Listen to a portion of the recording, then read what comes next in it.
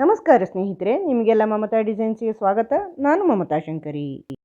ಇವತ್ತೊಂದು without beads ಸಾರಿ ಕುಚ್ಚು design ತೋರಿಸ್ಕೊಡ್ತಾ ಇದ್ದೀನಿ. ಇದೊಂದು ಸೆಮಿ ಬ್ರೈಡಲ್ ಸಾರಿ ಕುಚ್ಚು ಡಿಸೈನು. ಇದಕ್ಕೆ ಈ ಥರ 2 ಕಲರ್ ದಾರ ತಗೊಳ್ತಾ ಇದ್ದೀನಿ. ಫ್ಲವರ್ ಶೇಪ್ ಇರುತ್ತೆ ಇದು ಸಾರಿ ಕುಚ್ಚು. 6 ಎಳೆ ದಾರ ತಗೊಂಡಿದ್ದೀನಿ. ಆಮೇಲೆ 10 number crochet hook 0.75 mm crochet hook ತಗೊಂಡಿದ್ದೀನಿ. ಫಸ್ಟು ದಾರ ಲಾಕ್ ಮಾಡ್ಕೊಳ್ಳೋಣ. ನಾನು ಇದಕ್ಕೆ ಯಾವುದೇ ಬೀಡ್ಸ್ ಉಪಯೋಗಿಸ್ತಾ ಇಲ್ಲ, ವಿದೌಟ್ ಬೀಡ್ಸು ಮಾಡ್ತಾಯಿದ್ದೀನಿ. ಫ್ಲವರ್ ಶೇಪ್ನ ಒಂಥರ ಫ್ಲವರ್ ಶೇಪ್ ಥರ ಕಾಣಿಸುತ್ತೆ. ಫಸ್ಟು ದಾರ ಲಾಕ್ ಮಾಡಿ ಈ ಥರ ಡಬಲ್ ಲಾಕ್ ಮಾಡ್ಕೊಳ್ಳಿ.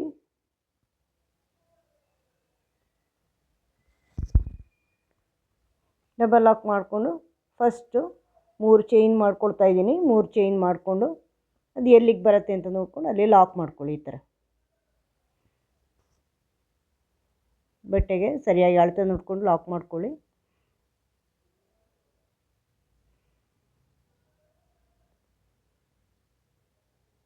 ಆಮೇಲೆ ಮತ್ತೆ 3 ಚೈನು,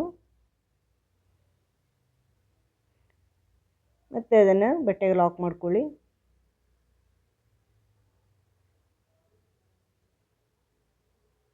ಈ ಥರ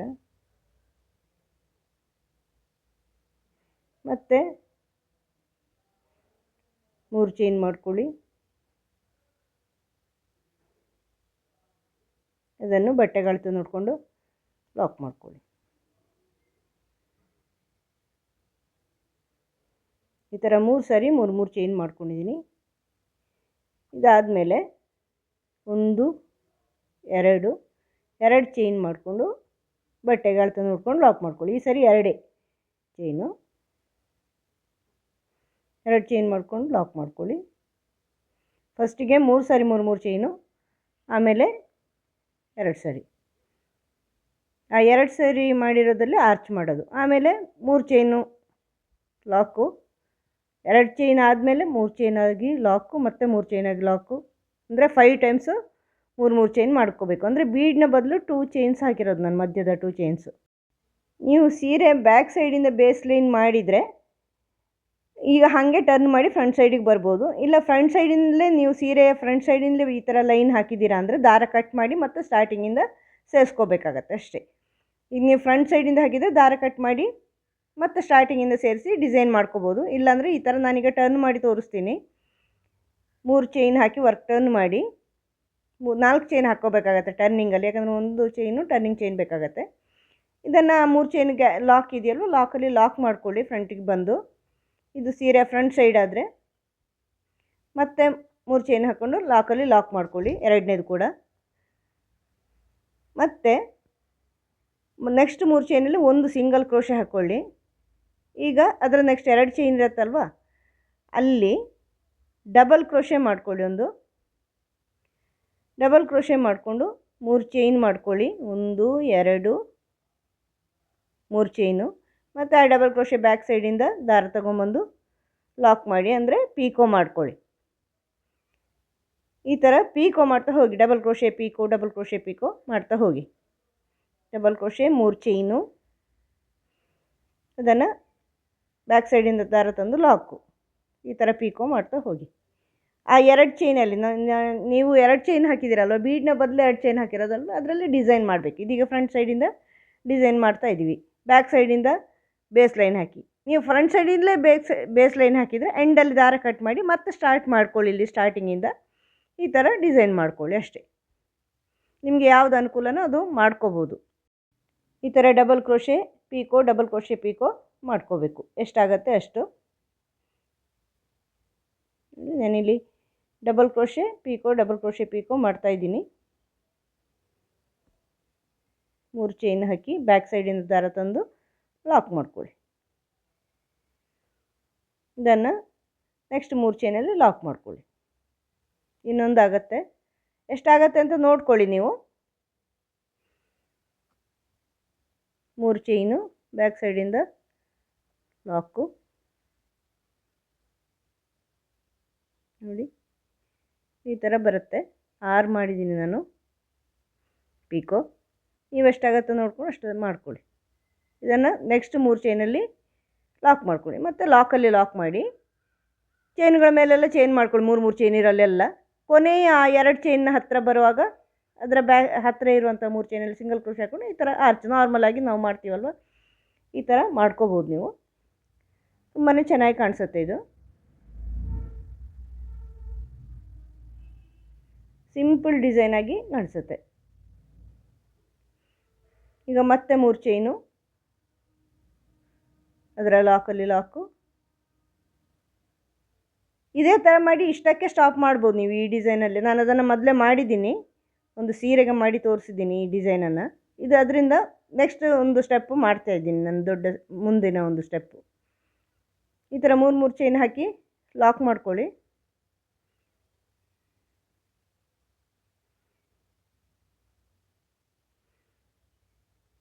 ಈಗ ಒಂದು ನೆಕ್ಸ್ಟ್ 3 ಚೈನಲ್ಲಿ ಒಂದು ಸಿಂಗಲ್ ಕ್ರೋಶೆ ಹಾಕಿಬಿಟ್ಟು ಈಗ ಆ 2 ಚೈನಲ್ಲಿ ಡಬಲ್ ಕ್ರೋಶೆ ಪೀಕೋ ಮಾಡ್ಕೋಬೇಕು.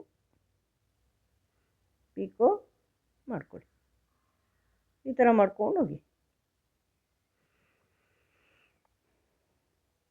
ಇದು ನಾನು ಬರೀ ಇಷ್ಟೇ ಮಾಡೋದಾದರೂ ಮಾಡ್ಕೋಬೋದು ನೀವು ಸೀರೆಗೆ. ಅಂದರೆ ಆ 3 ಚೈನ್ಗಳು ಕಡಿಮೆ ಹಾಕಬೇಕು ನೀವು, ಅಷ್ಟು 3 ಚೈನ್ ಹಾಕ್ಕೋಬಾರ್ದು. ಕಡಿಮೆ 3 ಚೈನ್ ಹಾಕಿದರೆ ಒಂದೇ ಅಂದರೆ ಸಿಂಗಲ್ ಆರ್ಚಿನ ಬೇಸ್ ಮಾಡಿದರೆ ಮಾಡ್ಬೋದು. ನಾನು ಮೊದಲೇ ಮಾಡಿ ತೋರಿಸಿದ್ದೀನಿ, ನಾನು ಬೇರೆ ಸೀರೆಗಳಿಗೆ ಮಾಡಿದ್ದೀನಿ ಅದೇ ಡಿಸೈನ್. ನಾನು ಈಗ ಬೇರೆ ಕಲರ್ ದಾರ ಸ್ಟಾರ್ಟಿಂಗಲ್ಲಿ ಮತ್ತೆ ಸೇರಿಸ್ಕೊಳ್ತಾ ಇದ್ದೀನಿ. ಫಸ್ಟು 3 ಚೈನು, ಇದನ್ನು ಲಾಕಲ್ಲಿ ಲಾಕ್ ಮಾಡ್ಕೊಳ್ಳಿ. ಆಮೇಲೆ ನೆಕ್ಸ್ಟ್ 3 ಚೈನಲ್ಲಿ ಸಿಂಗಲ್ ಕ್ರೋಶೆ ಹಾಕ್ಕೊಳ್ಳಿ. 2 ಸಿಂಗಲ್ ಕ್ರೋಶೆ ಹಾಕ್ಕೊಳ್ತಾ ಇದ್ದೀನಿ. ಆಮೇಲೆ ಈಗ ನೋಡಿ, ಈ ಪೀಕೋಗೆ ಸ್ಟಾರ್ಟ್ ಆಗೋದಕ್ಕಿಂತ ಮೊದಲೇ ಒಂದು ಸ್ವಲ್ಪ ಗ್ಯಾಪಲ್ಲಿ, ಅಂದರೆ ಅಲ್ಲಿ ನೀವು ಡಬಲ್ ಕ್ರೋಶೆ ಸ್ಟಾರ್ಟ್ ಮಾಡೋದಕ್ಕಿಂತ ಮೊದಲೇ ಗ್ಯಾಪ್ ಇರುತ್ತಲ್ಲ ಪೀಕೋ ಹತ್ರ ಗ್ಯಾಪು, ಅಲ್ಲಿ ಒಂದು ಡಬಲ್ ಕ್ರೋಶೆ ಮಾಡ್ಕೊಳ್ತಾ ಇದ್ದೀನಿ. ಡಬಲ್ ಕ್ರೋಶೆ ಮಾಡಿಬಿಟ್ಟು 1 2 ಚೈನು, ಮತ್ತು ದಾರ ತಗೊಂಡು ಆ ಡಬಲ್ ಕ್ರೋಶೆಯಲ್ಲಿ ಡಬಲ್ ಕ್ರೋಶೆ ಸ್ಲ್ಯಾಂಟಿಂಗ್ ಆರ್ಚ್ ಮಾಡ್ತಾ ಇದ್ದೀನಿ. 1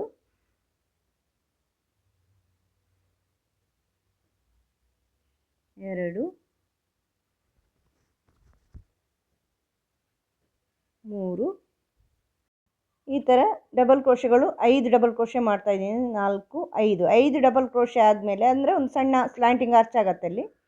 ಆದಮೇಲೆ ಈಗ ನೆಕ್ಸ್ಟು ಆ ಪೀಕೋ ಆದಮೇಲೆ ಫಸ್ಟ್ ಪೀಕೋ ಆದಮೇಲೆ ಸೆಕೆಂಡ್ ಪೀಕೋ ಮಧ್ಯದಲ್ಲಿ 2 ಪೀಕೋಗಳ ಮಧ್ಯದಲ್ಲಿ ಡಬಲ್ ಕ್ರೋಶೆ ಮಾಡ್ಕೊಳ್ಳಿ. ಡಬಲ್ ಕ್ರೋಶೆ ಮಾಡಿಕೊಂಡು ಮತ್ತೆ 2 ಚೈನ್ ಹಾಕ್ಕೊಂಡು ಆ ಡಬಲ್ ಕ್ರೋಶೆಯಲ್ಲಿ ಸ್ಲ್ಯಾಂಟಿಂಗ್ ಆರ್ಚ್. ಈ ಥರ ಪ್ರತಿ ಪೀಕೋ ಮಧ್ಯೆನೂ ಒಂದು ಸ್ಲ್ಯಾಂಟಿಂಗ್ ಆರ್ಚನ್ನು ಮಾಡ್ತಾಯಿದ್ದೀನಿ. 5 ಡಬಲ್ ಕ್ರೋಶೆ ಹಾಕ್ತಾಯಿದ್ದೀನಿ ಸ್ಲ್ಯಾಂಟಿಂಗ್ ಆರ್ಚಿಗೆ. 5 ಹಾಕ್ಬೋದು ನೀವು, 4 ಹಾಕ್ಕೋಬೋದು, ಅದು ನಿಮಗೆ ಬಿಟ್ಟಿದ್ದು. ಜಾಸ್ತಿ ಲೂಸಲ್ಲಿ ಆಗುತ್ತೆ ಅಂದರೆ ಕಡಿಮೆ ಹಾಕ್ಕೋಬೋದು. ಸ್ವಲ್ಪ ದೂರದಿಂದ ಸ್ಟಾರ್ಟ್ ಮಾಡ್ಕೋಬೋದು ನೀವು ಬೇಕಾದ್ರೆ. ನಾನೀಗ ಅಲ್ಲಿ ಸಿಂಗಲ್ ಕ್ರೋಶೆ 2 ಹಾಕಿದ್ದೀನಲ್ವ ಸ್ಟಾರ್ಟಿಂಗಲ್ಲಿ, ಅದಕ್ಕಿಂತ ಮೊದಲು ಒಂದೇ ಸಿಂಗಲ್ ಕ್ರೋಶೆ ಹಾಕಿನೂ ಸ್ಟಾರ್ಟ್ ಮಾಡ್ಕೋಬೋದು. ನಿಮಗೆ ಲೂಸ್ ಬರುತ್ತೆ ಅಂದರೆ ಅದೆಲ್ಲ ನಿಮ್ಮ ಎಕ್ಸ್ಪೀರಿಯೆನ್ಸಲ್ಲೇ ಬರೋದು, ಮಾಡಿನೇ ಬರೋದು ಅದು. ನಾನು ಹೇಳ್ದಂಗೆ ಕರೆಕ್ಟ್ ಅಂತ ಮಾಡಿದರೆ ಹಾಗೇ ಬರುತ್ತೆ ಅಂತ ಹೇಳೋಕ್ಕಾಗಲ್ಲ. ನನ್ನ ಕೈಯಲ್ಲಿ ಹೆಂಗೆ ಬಂತೋ ಹಾಗೆ ನಿಮಗೆ ಬರುತ್ತೆ ಅಂತ ಹೇಳೋಕ್ಕಾಗಲ್ಲ. ಯಾಕಂದರೆ ಮಾಡೋ ಅದ್ರಲ್ಲಿ ಮೇಲೆ ಇರುತ್ತೆ, ಕೈ ಟೈಟು ಲೂಸು ದಾರ ಹೇಗಿರುತ್ತೋ ಅದ್ರ ಮೇಲೆ ಇರುತ್ತೆ ಅದು. ಆದ್ದರಿಂದ ನಿಮ್ಮ ಎಕ್ಸ್ಪೀರಿಯೆನ್ಸಲ್ಲಿ ಬರುತ್ತೆ ಇದು. ನೀವು ಮಾಡ್ತಾ ಮಾಡ್ತಾ ನಿಮಗೆ ಗೊತ್ತಾಗುತ್ತೆ. ಲೂಸ್ ಆಗಿದೆ ಅಂದರೆ ಸ್ವಲ್ಪ ಹಿಂದಿಂದ ತಗೋಬೇಕು, ಟೈಟ್ ಆಗಿದೆ ಅಂದರೆ ಸ್ವಲ್ಪ ಮುಂದಿನ ತಗೋಬೇಕು ಅಷ್ಟೇ. ಈ ಥರ ಎಲ್ಲ ಪೀಕೋಗಳ ಮಧ್ಯೆನೂ ಈ ಥರ ಸ್ಲ್ಯಾಂಟಿಂಗ್ ಆರ್ಚ್ ಮಾಡ್ಕೋಬೇಕು. 2 ಪೀಕೋ ಮಧ್ಯದಲ್ಲಿ ಡಬಲ್ ಕ್ರೋಶೆ ಹಾಕ್ಕೊಳ್ಳಿ. 2 3 4 5 6 ಅಂದರೆ ಆ 2 ಡಬಲ್ ಕ್ರೋಶೆ ಕೂಡ ಒಂದು ಡಬಲ್ ಕ್ರೋಶೆ ಲೆಕ್ಕ ಅದು. ನೆಕ್ಸ್ಟ್ ಪೀಕೋ ಆದಮೇಲೆ 2 ಪೀಕೋಗಳ ಮಧ್ಯೆ ಗ್ಯಾಪ್ ಇರುತ್ತಲ್ವ, ಆ ಗ್ಯಾಪಲ್ಲಿ ಒಂದು ಡಬಲ್ ಕ್ರೋಶೆ ಹಾಕ್ಕೊಂಡು ಅದರಲ್ಲಿ ಸ್ಲ್ಯಾಂಟಿಂಗ್ ಆರ್ಚ್ ಮಾಡ್ಕೊಳ್ಳೋದು ನಾನು. ಈ ಥರ ಪ್ರತಿಯೊಂದು ಪೀಕೋಗಳ ಮಧ್ಯೆನೂ ಮಾಡ್ಕೊಂಡಿದ್ದೀನಿ.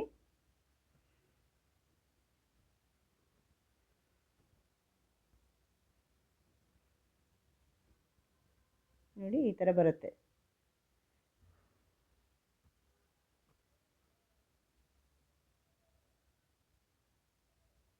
ಈಗ ಕೊನೆಯಲ್ಲಿ ಪೀಕೋ ಆದಮೇಲೆ ಗ್ಯಾಪ್ ಇರುತ್ತಲ್ವ ಅಲ್ಲಿ ಮಾಡ್ಕೋಬೇಕು ಲಾಸ್ಟಿಗೆ.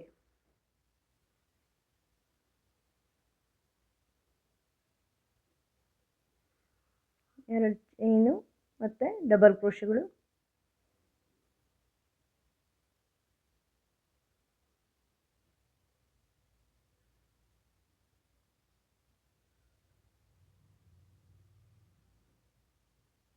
ಈ ಥರ ಡಬಲ್ ಕ್ರೋಶೆಗಳು ಮಾಡ್ತಾ ಹೋಗಿ. ನೋಡಿ ಕೊನೆಯಲ್ಲಿ ಗ್ಯಾಪ್ ಇರುತ್ತೆ ಒಂದು ಸ್ವಲ್ಪ. ಹೆಂಗೆ ನಾವು ಸ್ಟಾರ್ಟಿಂಗಲ್ಲಿ ಮಾಡಿದ್ದೀವಿ ಪೀಕೋ ಸ್ಟಾರ್ಟ್ ಆಗೋದಂಗಿದೆ ಮೊದಲೇ, ಅದೇ ಥರ ಇಲ್ಲಿ ಪೀಕೋ ಎಂಡ್ ಆದಮೇಲೆ ಸ್ವಲ್ಪ ಗ್ಯಾಪ್ ಇರುತ್ತಲ್ವ ಅಲ್ಲಿ ಈ ಥರ ಡಬಲ್ ಕ್ರೋಶೆ ಮಾಡಿ ಸ್ಲ್ಯಾಂಟಿಂಗ್ ಆರ್ಚ್ ಮಾಡ್ಕೋಬೇಕು ನೀವು ಎಂಡಲ್ಲಿ. ಇಲ್ಲಾಂದರೆ ಚೆನ್ನಾಗಿ ಬರೋಲ್ಲ. ಸ್ಟಾರ್ಟಿಂಗ್ ಎಂಡಿಂಗ್ ಎರಡೂ ಬೇಕಾಗತ್ತೆ.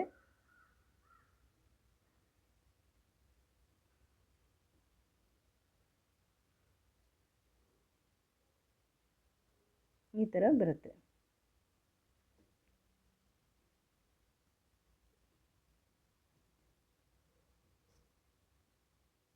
ಇದನ್ನು ನೆಕ್ಸ್ಟು 3 ಚೈನಲ್ಲಿ ಲಾಕಲ್ಲಿ ಲಾಕ್ ಮಾಡ್ಕೊಳ್ಳಿ. ಜಾಗ ಇದ್ದರೆ ಇನ್ನೊಂದು ಸಿಂಗಲ್ ಕ್ರೋಶೆ ಹಾಕ್ಕೊಳ್ಳಿ, ಇಲ್ಲಾಂದರೆ ಡೈರೆಕ್ಟಾಗಿ ಲಾಕಲ್ಲಿ ಲಾಕ್ ಮಾಡ್ಕೊಳ್ಳಿ.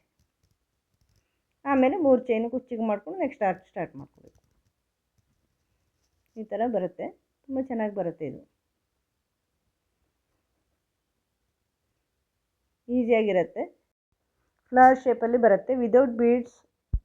ಕುಚ್ಚು ಡಿಸೈನ್ ಇದು ಚೆನ್ನಾಗಿ ಕಾಣಿಸುತ್ತೆ. ಇದು ಮಧ್ಯದಲ್ಲಿ ಆರೆಂಜ್ ಇದ್ದು ಮೇಲಿಂದ ಗ್ರೀನ್ ಇದ್ದರೆ, ಅಂದರೆ ಬೇರೆ 2 ಕಲರಲ್ಲಿ ಮಾಡ್ಕೋಬೋದು. ನೀವು ಸೀರೆ ಕಲರ್ ಇದ್ದರೆ ಯಾವ ಸೀರೆಯಲ್ಲಿ ಕಲರಲ್ಲಿ ಸೀರೆಯಲ್ಲಿ ಯಾವ ಕಲರ್ ಇದೆಯೋ ಆ ಕಲರಲ್ಲಿ ಮಾಡ್ಕೋಬೋದು. ಒಂದು 100 ಎಳೆ 120 ಎಳೆ ಅಷ್ಟು ಕುಚ್ಚು ಸೇರಿಸ್ಕೊಂಡಿದ್ದೀನಿ.